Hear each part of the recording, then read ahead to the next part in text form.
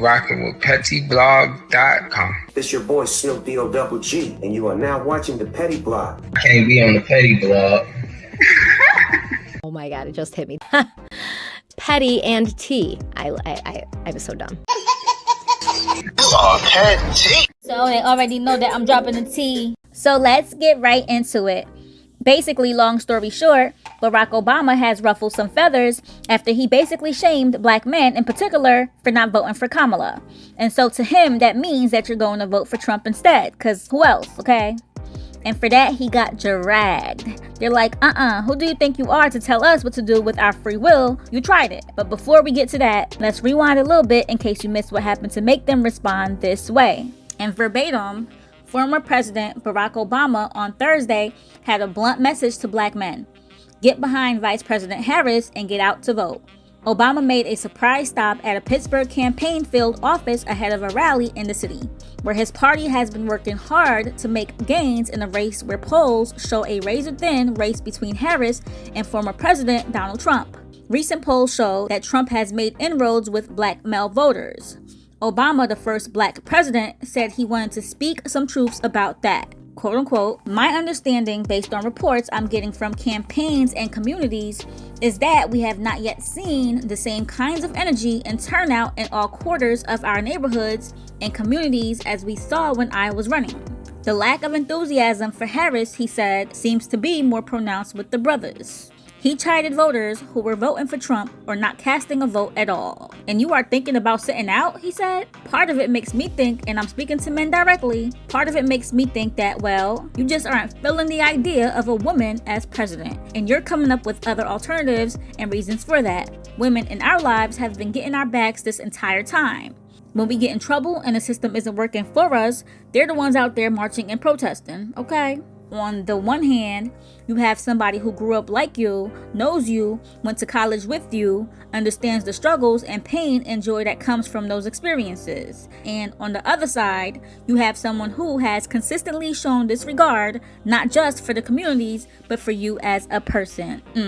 So in layman terms, what he's saying is, why would you vote for Trump when he oppressed you? And on the flip side, Kamala got your back and she's skin folk, so vote for her. You just aren't feeling having a woman as president. That's what being a man is. Put women down.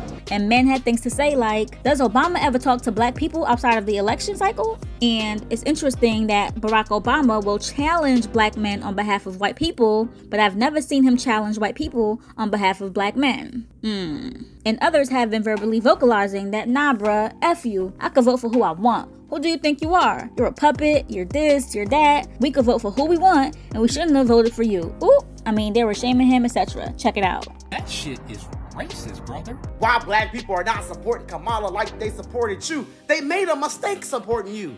Mr. Obama, for being a Harvard graduate, you a stupid motherfucker. Be ashamed all you want. I'm not voting for Kamala. Don't nobody like her. You are a liar. I don't have to vote for Kamala because she's quote-unquote black.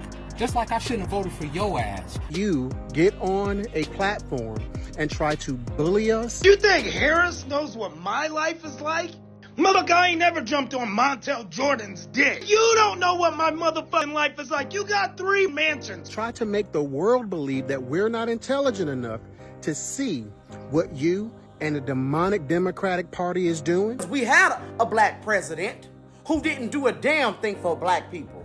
Trump did more for black people than you. Barack Obama, you do not own black people. We are not slaves. Our chains are gone. How dare he tell people that they're misogynists if they don't vote for Kamala Harris? Because you got up there, you tap dance for the establishment, and you ain't do a goddamn for the black people that put you in office. Fuck you, brother. You're the biggest problem to black people. And you say that Donald Trump is the one who's denigrating black people. You are the one, President Obama, who is denigrating these people. They sent the House nigga to tell us how to vote. Sounded like he was on the plantation telling a bunch of people who had run off they don't have the right to do something unless he gives them permission to do it.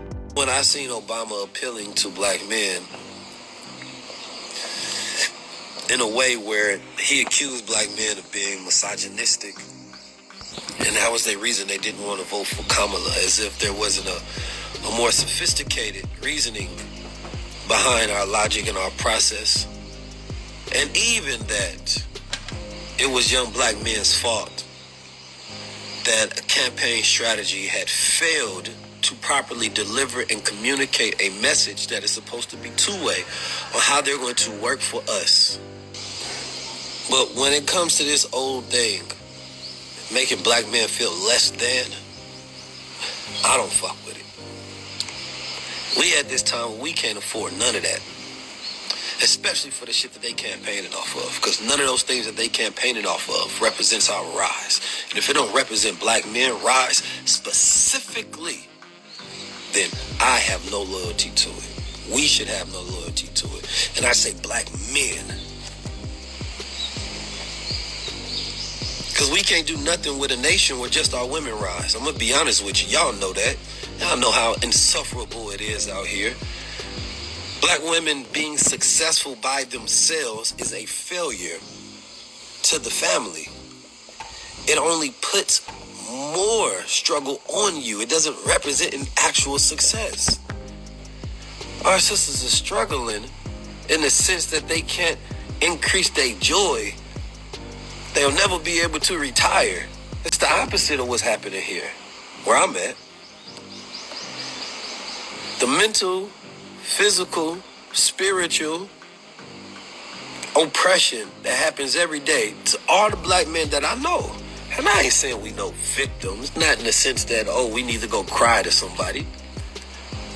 But I'm telling you that we are aware of what the history of this country is, our problems are, and what our way forward should be. And if those are not being communicated as if you are aware and you are addressing those things, providing opportunities for us to take advantage of, speaking specifically our language and appealing to our consciousness, and you have the money to do it. $1 billion is enough for you to focus and figure out how to get these things done. All you have to do is talk to black men, because we are the ones that fight and advocate for ourselves every single day. If you can't do that, and then you can't turn around and then blame us for your inability to do your job. Because to me, once I hear that, the question becomes is, what do we get? And I know what we get in Trump. See, here's the thing. We should have put up and set up an independent party. And the reason that I'm not speaking on Trump, it's not because I believe in him. I would tell any party to vote for him. I wouldn't. I'll be honest with you. But it's because 80% of black men have given their loyalty to the Democratic Party for years. So if there's a party that owes you for your loyalty, it is the Democratic Party. And their assumption of your continued loyalty without reward is disrespect.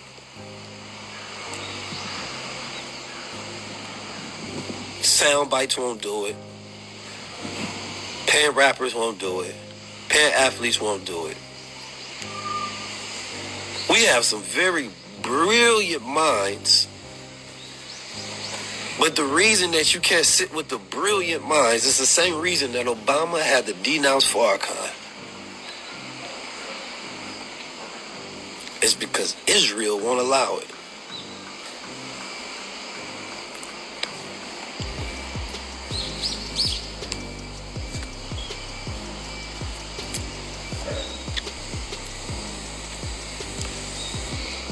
When I hear them speak about Israel, Benjamin Netanyahu, they speak about them plainly.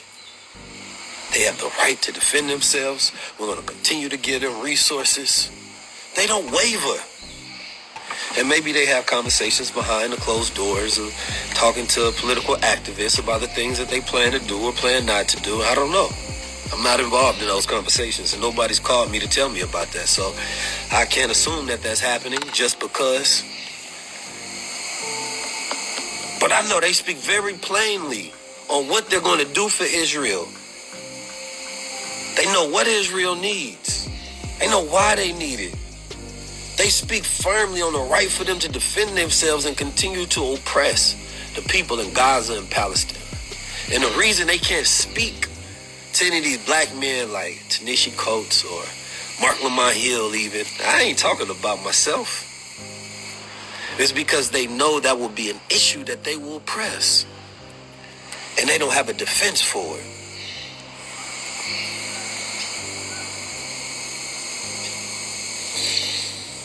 Dr.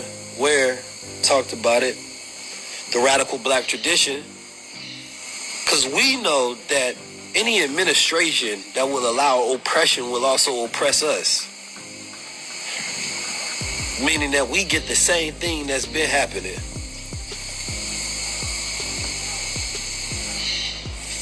Yesterday, the victims of Hiroshima, those who had survived, received the Nobel Peace Prize. And an elder Japanese man got up there and he started crying and sobbing in tears. He said, I didn't think I was going to win. He said, I thought it was going to go to those fighting for peace in Palestine. And that was respect. But when I got here, I was going through a bridge and I seen Free Palestine. The Japanese had wrote Free Palestine.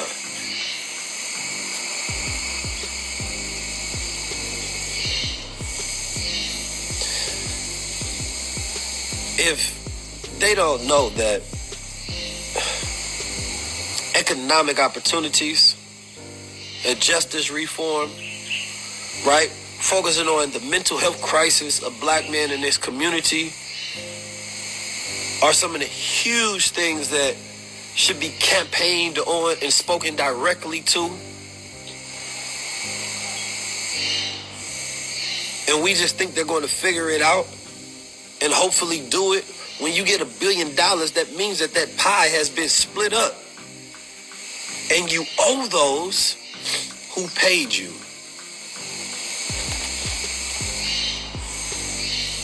They're going to want to return. And you're not even thanking black men for what they've done for you in the past. You're blaming them. And so if this thing becomes a close election, I don't see everybody going and shouting and saying, thank you, black man. Thank you, black man. We owe you for putting us in this position. I don't see that happening. This is why I don't like the conversation around the blame, because it takes us so far away from the conversation of negotiation for what we get for helping you. And when you get in that house, how beholden are you going to be? How grateful are you going to be for what we've done for you? Without negotiation. See, this is my firm belief. Make no assumptions, only agreements. If we cannot make an agreement, do not assume that you have the support. Now, I know many people, they gonna hit me up. Keys, I got sources in the White House. They telling me this, that. I want to talk myself to them. I feel like I could possibly get Donald Trump on my show faster than Kamala Harris, and I shouldn't feel that way. I shouldn't. I should feel this much easier. But I should be able to speak to you real. You should be vulnerable enough to be pinned down with questions that you have answers for, because you're going for the hardest job in the world.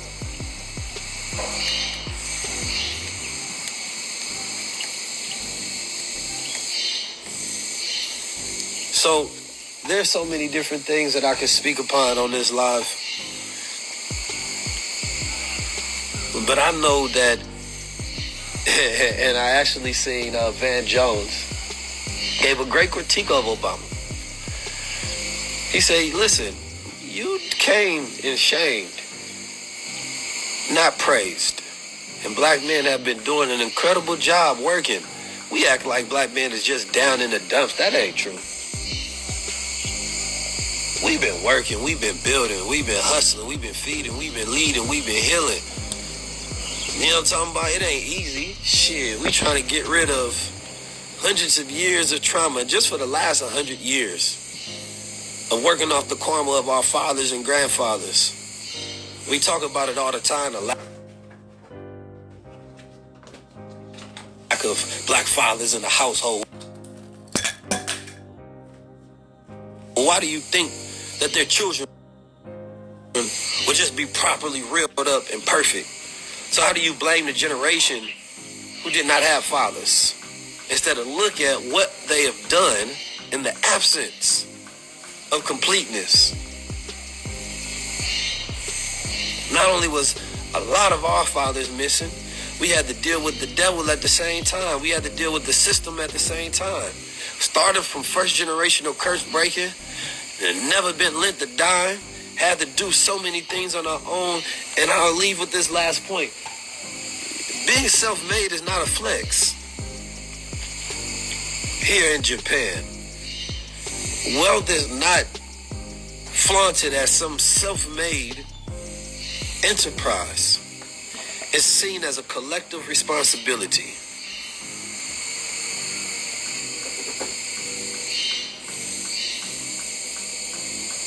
When we have to do it on our own, it makes us selfish. So those who do finally get some success, they have developed a pattern of thinking only for themselves, the individual. So they don't know how to think for the collective and as a collective. They don't know how to be fathers and share. They don't know how to be good stewards. They know how to think for a self. They have to become stark hustlers, developing those dark traits, controlling them, becoming capitalists. So if you're not going to provide economic opportunities for us, then those who do have the strength, the leadership, the money, the knowledge, we say, what do we need you for if I got this far without you? We dealt with the police. We dealt with the system. Many of us have brothers, uncles, fathers who are incarcerated, mentally ill, dead, on drugs, or just living a very low-level lifestyle. So it's very hard for you to push fear and propaganda to say things are going to get worse. Because for many of us, and I'll be honest, for many of my brothers out there, they don't feel like it can get any worse. Or it just feels like another expedition in the rough seas of America. Storms come and storms go. But they make better sailors. So, if it's not a promise and an agreement to understand ways to provide opportunities, do not look for politics to save you. We have to save ourselves, and there are many ways to save ourselves. I just wanted to put that message on our spirit, on our heart. I have so much more to share. Let me give y'all a little... I can't show you everything, but man, I'm in a residential neighborhood right now. This place has the most beautiful views of any place I've ever been to in my life. My God, the views is crazy. Let's see why these people live forever. They want to keep seeing this stuff. And then we go back to our neighborhoods. They look terrible. There are so many things that the Japanese and so many places all across the planet have implemented just to make the life of the citizens better. And I'm like, how is it that American politicians come over here and see this and decide that they don't want to change anything of America to redesign its efforts to making the lives of the people better daily? I've been to 4 different places in Japan. I think I've seen maybe one homeless person. Not saying that they don't exist, but that's all I've seen. And it saddens me that American politicians travel the world, go see the globe, and they absolutely decide to not adopt the practices that make the world better. There doesn't require that much think tank in the world. If I can travel the world and see it for myself, I'm sure they can as well. I don't have $1 billion. I don't have Trump's money or Kamala's money. But why is it that the independent candidates always have better solutions than those who are backed by the party? Why is it that the independent candidates always have better solutions? Why? It's because when you're independent, you're focused on the people. You're not beholden to the money. And that's the truth. So, a nation will continue to fall unless it is aligned to a higher purpose and a higher creator.